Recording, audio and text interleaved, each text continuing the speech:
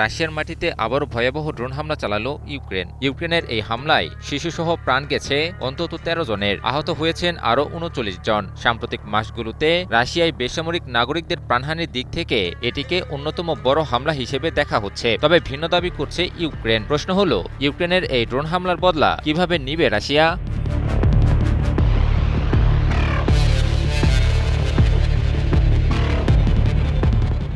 রুশ কর্তৃপক্ষের বরাত দিয়ে ব্রিটিশ বার্তা সংস্থা রয়টার্স জানিয়েছে, সম্প্রতি রাশিয়ার তাতারস্তান অঞ্চলের একটি শহরে এই ড্রোন হামলা চালানো হয়। মস্কো থেকে প্রায় ৮০০ কিলোমিটার পূর্বে অবস্থিত এই এলাকায় হামলার পর ব্যাপক ক্ষয়ক্ষতির খবর পাওয়া গেছে।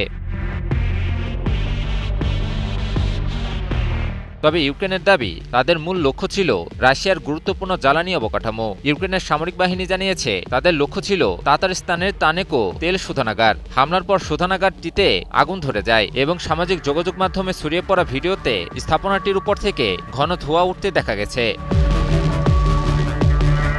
তবে রুশ তদন্তকারীদের দাবি, ইউক্রেনীয় ড্রোন শুধু জ্বালানি অবকাঠামোতেই আঘাত করেনি, সরাসরি আবাসিক এলাকাতেও হামলা চালানো হয়েছে। এতে শিশুসহ বহু মানুষ হতাহত হন। ঘটনার পর তাতারস্তানের প্রধান রুস্তম মিন্নিখানভ শোক ঘোষণা করেছেন।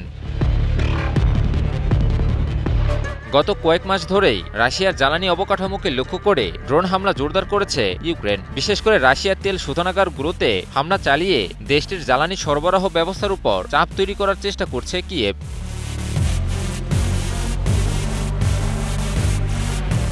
এর আগে গত জুনেও একই তেল শোধনাগারে হামলা চালিয়েছিল ইউক্রেন। ধারাবাহিক এসব হামলার কারণে রাশিয়ার বিভিন্ন অঞ্চলে জ্বালানি সংকট তৈরি হওয়ার খবর এসেছে। যদিও মস্কো বিদেশ থেকে জ্বালানি আমদানি বাড়িয়ে সেই সংকট মোকাবিলার চেষ্টা করছে।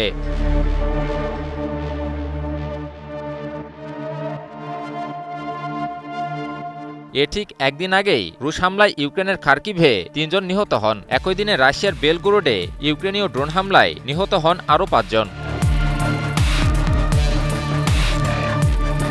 রাশিয়া ও ইউক্রেন উভয় পক্ষই বরাবরই বেসামরিক নাগরিকদের ইচ্ছাকৃতভাবে লক্ষ্যবস্তু করার অভিযোগ অস্বীকার করে আসছে। কিন্তু যুদ্ধ যত দীর্ঘ হচ্ছে, এক দেশ আরেক দেশকে লক্ষ্য করে হামলা পাল্টা হামলার মাত্রা আরও বাড়াচ্ছে, আর এর সরাসরি প্রভাব পড়ছে বেসামরিক মানুষের উপর।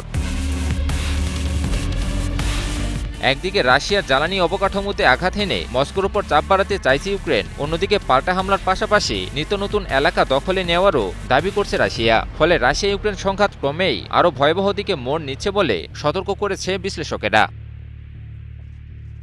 ইমন আলী, নিউজ 24।